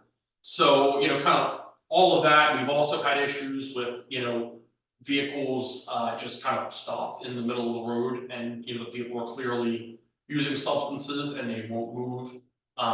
There's kids in the neighborhood. We've had incidents where individuals associated with that house have gone literally into people's driveways. The night of the robbery that we witnessed, the one individual that I saw, I was going out to take care of my barn animals, and he clearly had a handgun in a pouch that he was carrying and running with. They got into a car, kind of sped off. And we've also, that same night, we've had, residents approached in their home by these people, like late at night. Again, it's just one of those things, people in the neighborhood don't feel safe. There's, with this going on, it's a lot. So kind of, we came tonight to kind of if what the select board could do to help to provide some relief for this, kind of in 3 different areas. The one is we were just kind of, wondering, we've been in touch with Renee Falconer about the dog ordinance. I know that you already spoke about that this evening. You weren't here, so just, looking for some clarification on what that is, because what was posted on the town's website, Renee, that wasn't kind of what we were seeing follow through on. The second was to see if it would be possible to get some sort of noise and light ordinance passed for the town for these kind of situations. Because this is not the only time this is going to come up. If you look at, our communities and kind of the issues with, the drugs that are going on and things like that, it's just a matter of time. And a lot of other municipalities around the area have that kind of thing. And in speaking with the police, they've told us that it's better enforcement wise if there is a, kind of a town bylaw written that they can follow versus the overall Vermont kind of noise statute, because it leaves a lot of room for interpretation there.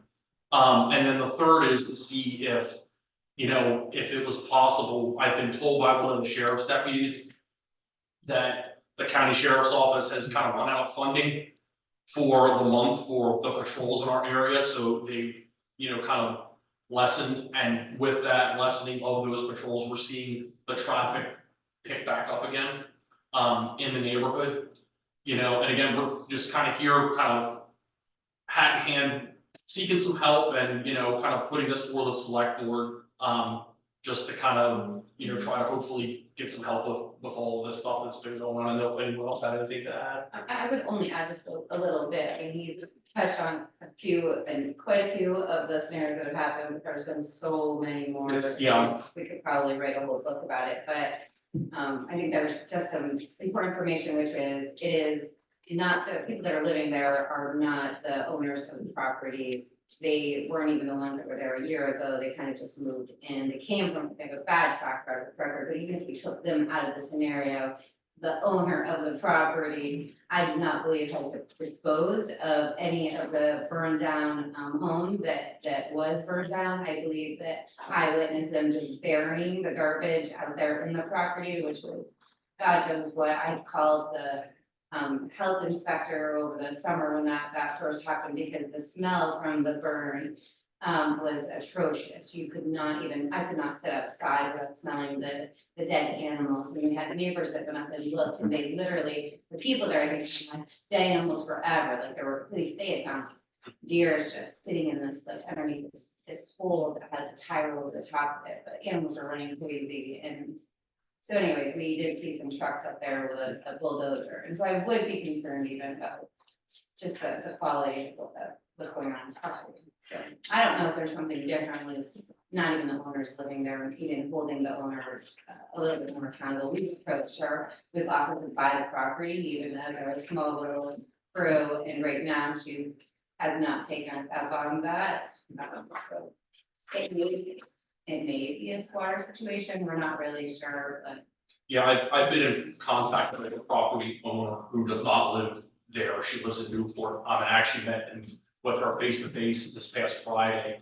And she does, what she's telling us officially is that she does consider the people that are living there to be squatters on her land. She wants them out immediately, is what she's communicated to me.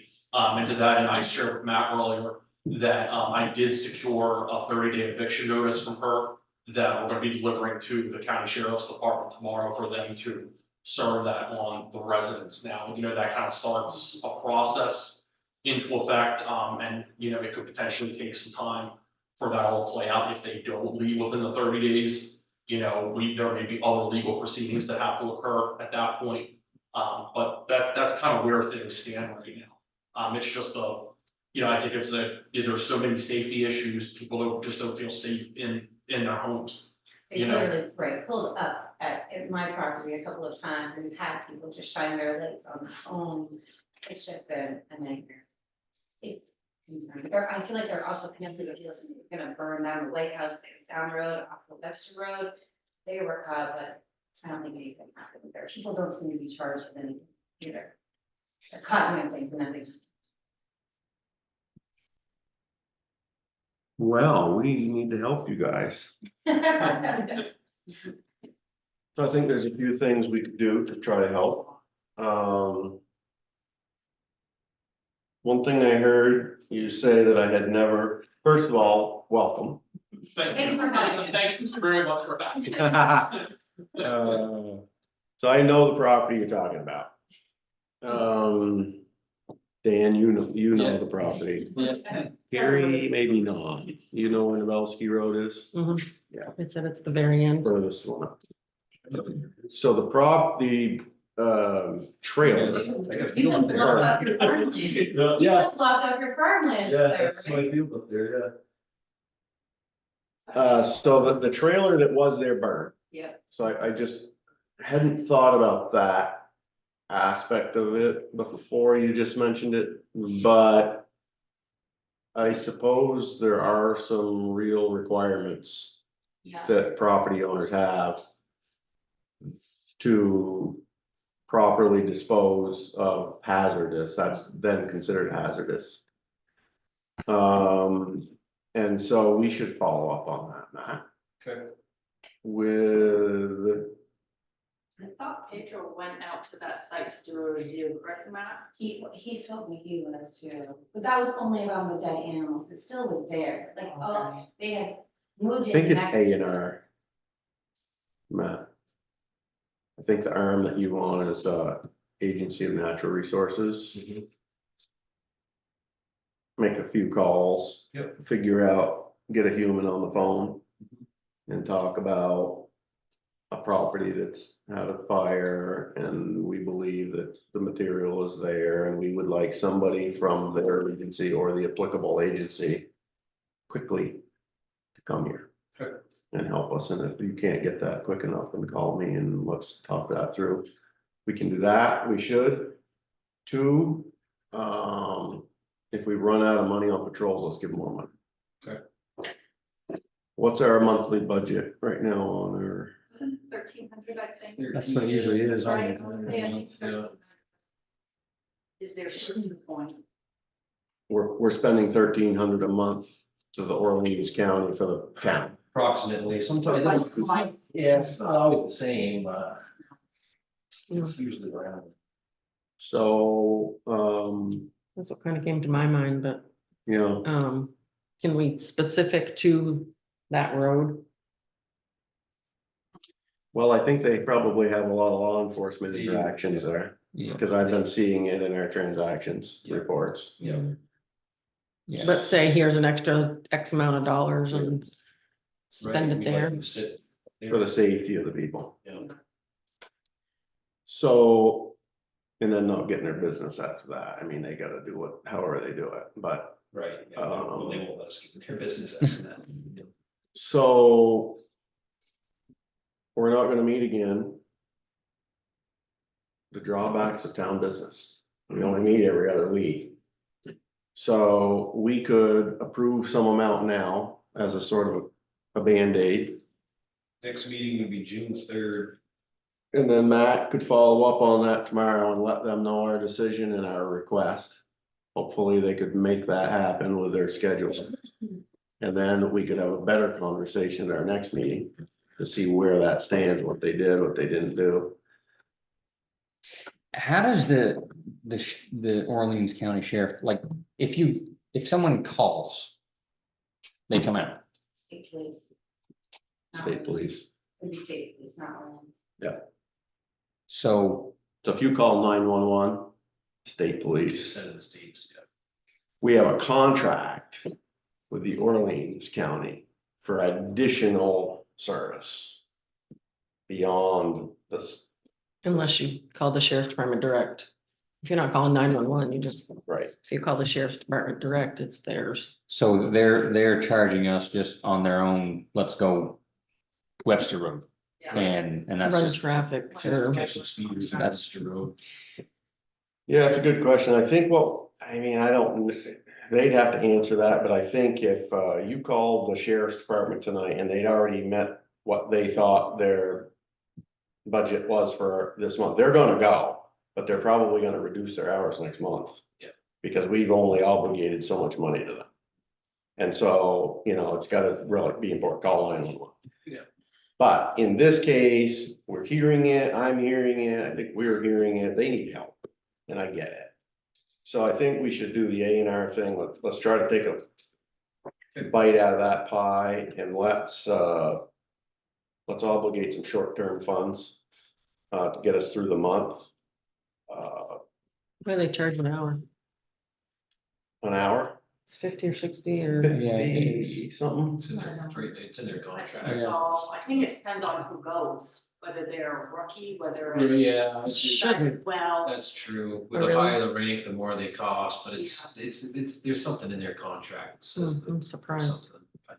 I thought it was just one number in the Mhm. contract. Maybe it's like. Well, there's one number that we've allowed, that we've, the I mean, voters an have told hourly, us. an hourly, Yeah. I remember seeing an hourly number. Oh, Mhm. got it. So much Yeah. for, so much for them, so much for the cruiser. Yeah, Then they allocate in all their work paper time as well. They should be doing their paperwork in the cruiser with their little computer they've got there. See what you started, you three? Just sit on their road doing your paperwork. No. Yeah. So. Is there a worse time of day or night or weekend? And It's, round the clock. it's around the clock, the traffic tends to pick up at night. It's pretty bad. You guys are gone during the day, so you'll see Yeah. the summer, but I'm telling you, it's probably 20-30 cars during the day and 20-30 cars at night. So could you or one of you help us with communication so that they're not there at, you know, inappropriate times or what, you know, whatever, you should, I know it sounds like you have already, but just, you know, sometimes you gotta say something 10 times, have somebody listen to you. They've been good when they stop, Yeah. and chit chat, I think with all of us. Yeah. Ganya, I can't remember his first name, but Sharon. Andrew. Yeah. He's ready to catch them. So how much money do you wanna throw at the Band-Aid?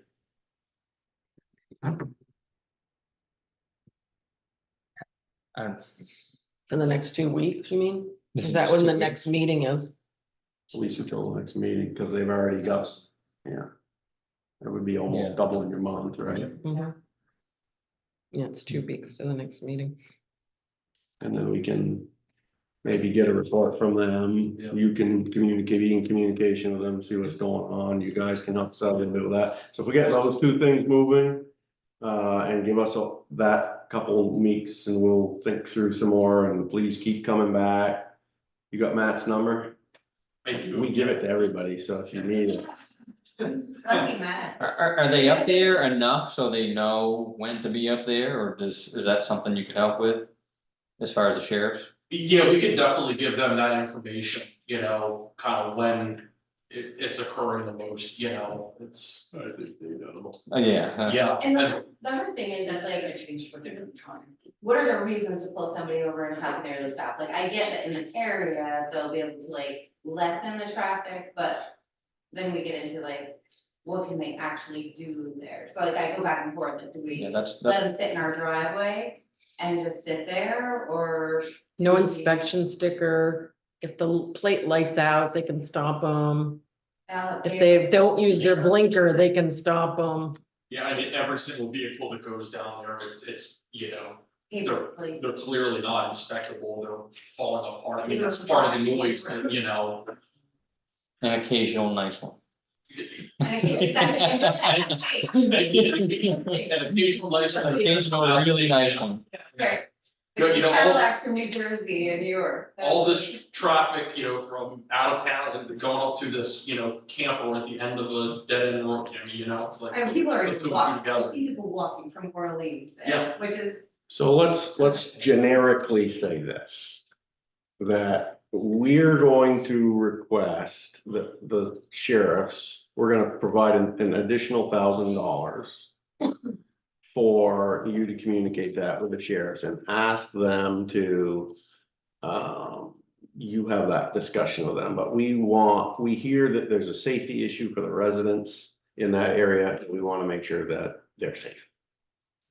Let them do law enforcement, we don't do law enforcement, however, they keep the peace and provide safety and sanity for those residents. We're gonna support that. Okay. Put that in motion. Oh. So I would motion that the select board authorize a one-time $1,000 additional expenditure toward. For the Orleans County Sheriff's Department for extra patrols. And allow the town administrator to detail that with them. Second. All in favor? Aye. Aye. thank you.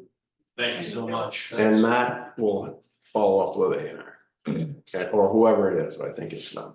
Probably started most today on a different matter, and I just know a little bit this was gonna be coming up. The one thing that he has stated was for you guys, just keep calling the sheriff's department every Yep. single time. Don't worry that you're calling Yep. 50 times a day. He just wanted you to know, just keep calling the sheriff's department whenever you see something or you're concerned. Please do. And Matt, you can feel free to give them all of our contacts. And call any of us if you need us. Will do. Thank you. Fantastic, thank you very much. Yeah, sorry about it all. What do you, I think we're having for a little state, you know? Yeah. Yeah. That, Okay, you got a couple set of some minutes there to approve. The special town meeting minutes gonna have to be approved by me and Dan. Good, we're off. Have a good evening. Thanks again, everyone, you as well. Yeah. Oh, this way. Yeah, we're all doing. I was following you. It's one of the laws that will be back later. Thank you. Yeah. Take Good night. This is the one that we can't do. Correct. Yeah, so that's me and Dan, and then Dan needs to sign it and then give it to Deb. Yeah, you're gonna get in trouble. The town, does the town have a noise ordinance? No, The state is like 10 PM. This one, you have it?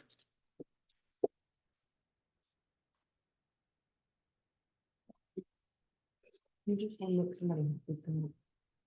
Just kidding.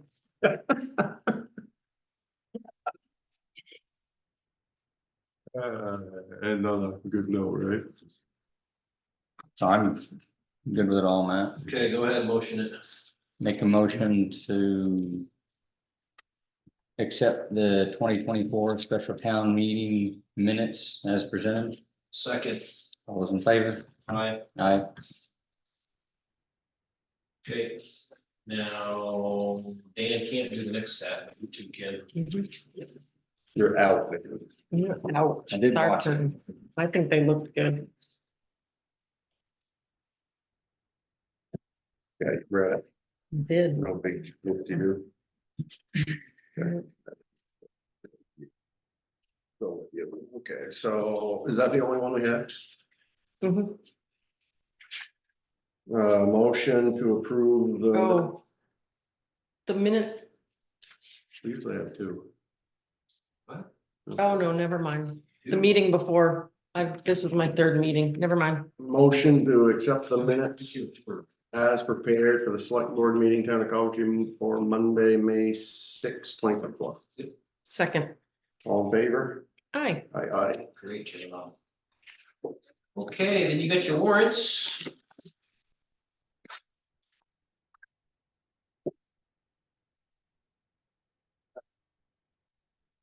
Yeah, he's got a good process.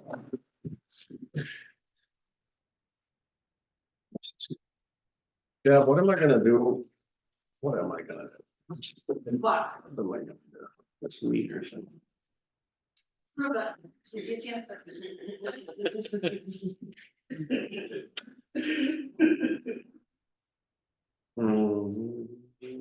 Talking about the CFD one? Yeah. If you want, I can give you an itemized cost of what we've spent so far.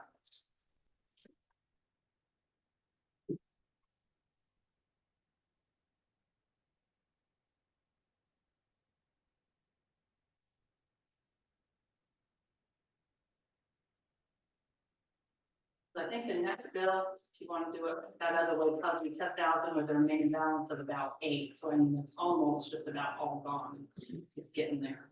This isn't it? No, meaning of that 18,000 right there. Oh, So that I it's said already that been that expended. for Absolutely, that we've already paid out for meters and for Pedro's installation time. So those people up there, they're one of the 55 unregistered dog people on the bus. They register?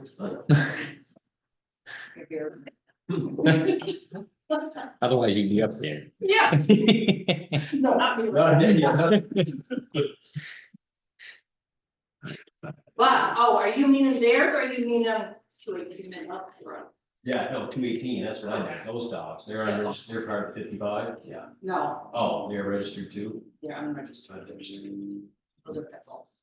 The rest is pit bulls. That's the end you're talking about. Boy, I'm glad I paid mine.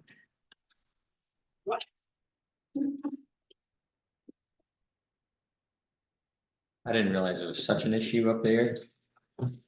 No, that's kind of one of them. We actually have several locations in Coventry that are that way at the moment. They're not the first. They won't be the last. Like we were saying, that's why we're seeing that the decrease by dogs. Yeah.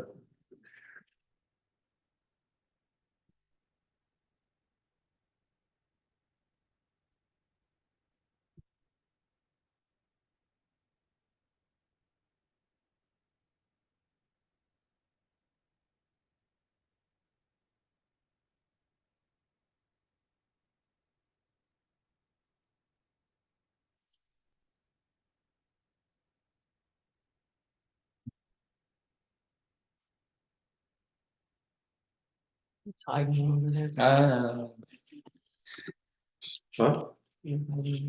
Well, If you want that segregated in this home account, yeah. What? Well, it won't be in its own account because we can't do that, but I can segregate it within the general operating account. So I've been given permission to approve warrants anyway, pending the full authority. Like I do with payroll.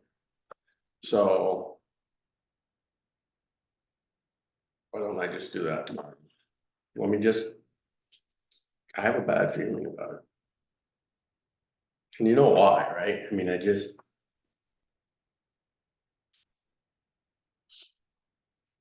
Got bad. And I see, I know, that, right, that's the part that makes me feel better. It's not the fact that we think that it's being misappropriated. It's the fact that I think that I want to hear for this board, our attorney say, I understand all the issues, I get it. Go ahead and do that, and so that years from now, like us chasing the issues we chased tonight from decisions that have been made in the past, we don't have to do that, or the next board in the future doesn't have to say, why did they do that? Knowing, having a conversation, you know, so I just wanna, so it shouldn't delay it more than tomorrow. If you guys are okay with Yeah, that, and sure. then it'll come back for full signature, but I'll approve it as long as Brian says still, just like what we do with payroll, and then you'll sign it next next meeting. Just in case. And you guys know what I'm saying on that? I kind of followed it. So the ARPA money, the town, the select board gifted. Stop saying gifted. It's true. Designated I'm to, not saying it was a bad decision, I'm saying that's what we did. We gifted money to two entities other than ourselves. Money that was come to the town of Coventry. Gave it to the school, gave some to the school for tables. Yeah. And we gave some to the fire district for metering. I just see one Yep. question. The reason for that is because when they established the ARPA fund, and the state has realized now that they have made an error. When they established it, they only include the towns and municipalities. Right. They inadvertently left out the fire districts, and it wasn't until that was said and done that they were like, oh God, what did we do? So then they went out, they established another funding for ARPA, but then that was for the huge fire districts, which they Big were still left the smaller fire districts without any of that free money that the towns receive. Right. So that's where you're seeing some of the other towns, their fire districts who did not receive compensation. They're writing them checks for whatever amount because they weren't included. So the money is for the meters, it's gonna go to everyone that's using the water, Each user, yeah, and the installation. rather than just giving the money to it. specific to, Whatever is specifically. You'd rather have it come, here's a slip, this is what we did. Well, that's Okay. kind of what I would originally do. We're too far into the game for that now. But with the greater conversation that we're having, there are legality issues on their end of their work. There are. And whether they're important or whether they're not important, or whether anybody cares is another whole conversation, but our attorney probably should hear that information, get it into his legal mind to say, yes, I understand, and it's, you know, it's a nothing burger for you guys, go ahead and do it. And we say, good, and we'll report that, so that, you know, in a future audit or anybody coming and asking us why we would do such a thing, we can at least have some support of it was slowed down and thought through and got some feedback, and then we'll tackle those other issues. So in that, I would motion to accept and approve the warrants as presented. except for, Except for the Coventry Fire District, which, and the farmyard store, because they're on the same, what? No. What do you mean, So no? look, the primary, with just the exception of the payment. Should we write that on here? Yeah. Okay. You would just write that on.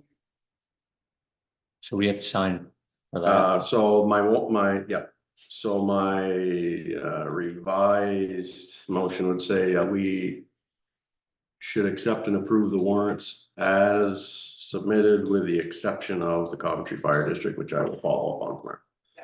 What'll happen is next board meeting, you'll have, if the CFC gets approved, you'll have another warrant with just that one check on it. So tonight you're gonna sign that one, but it's just the approval of colors from the farmers. Second. All in favor? Aye. Aye. Okay, somebody adjourn it. Motion to adjourn. Second. All in favor? Aye. Aye, aye, aye.